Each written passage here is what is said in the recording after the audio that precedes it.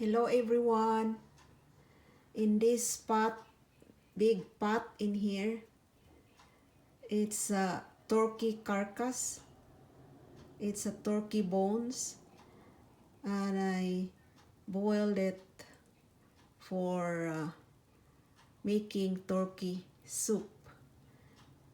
And I will add 4 cups of water.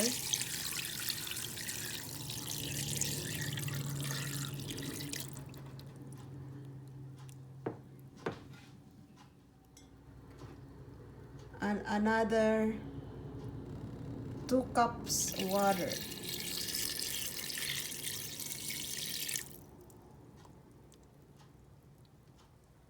And let it boil for an hour.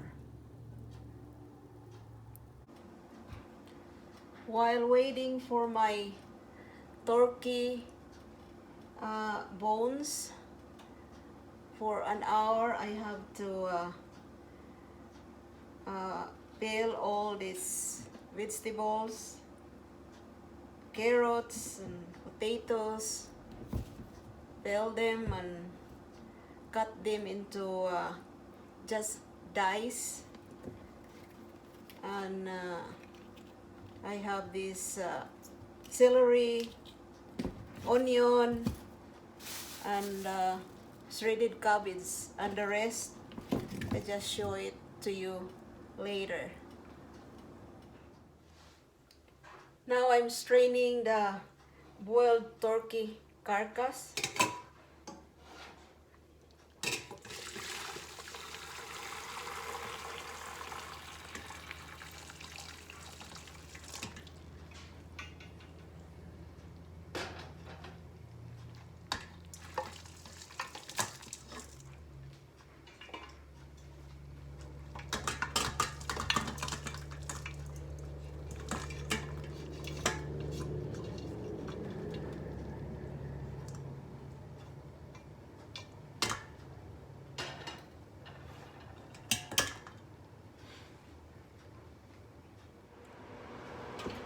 Now I'm separating the meat from the bones.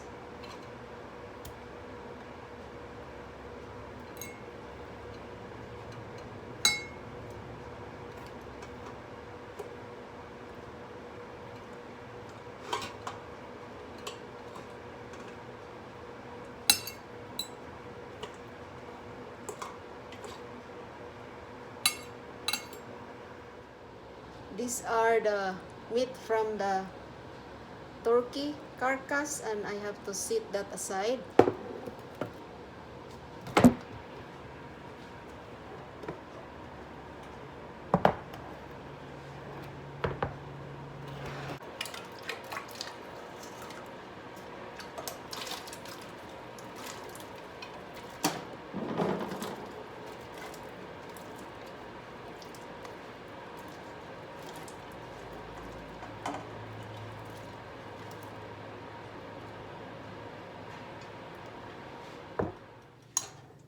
Half a cup of pot barley.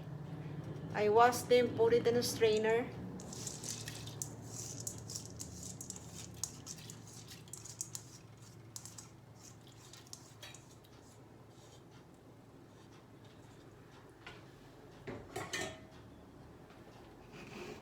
This is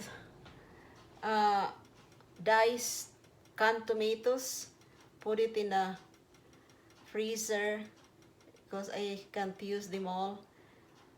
This is about 1.5 cup diced tomatoes.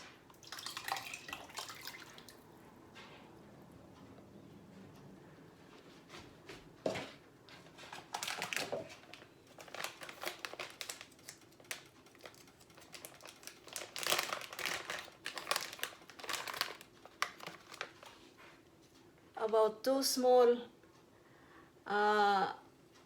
bay leaves.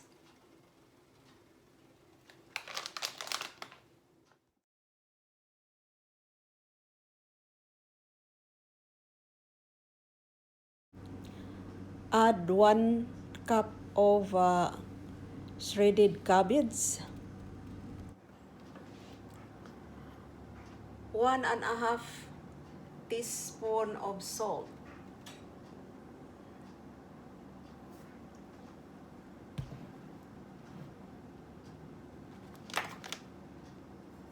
And then about half a teaspoon of cracked black pepper.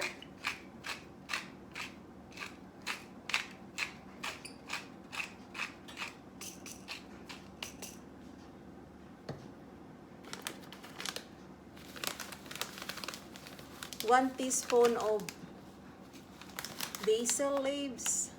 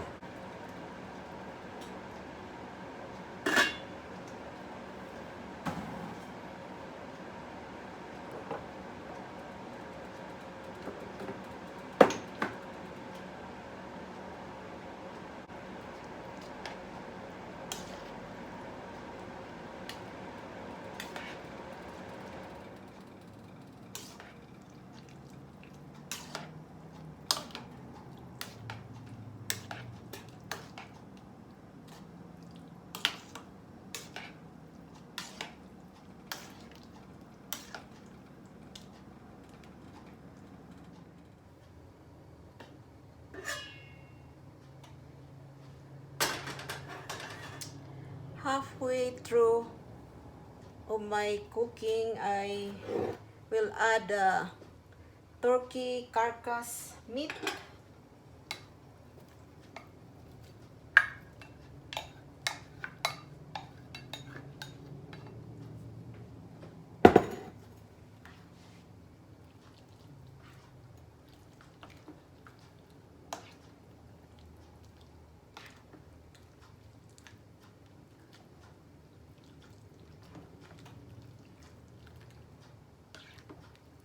There's a lot of soup here.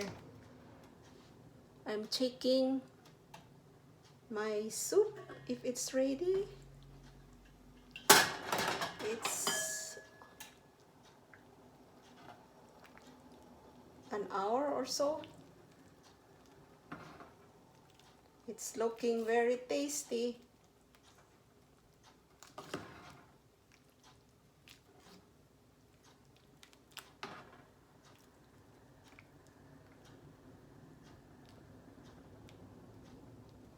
Okay, thank you very much for watching my video, guys.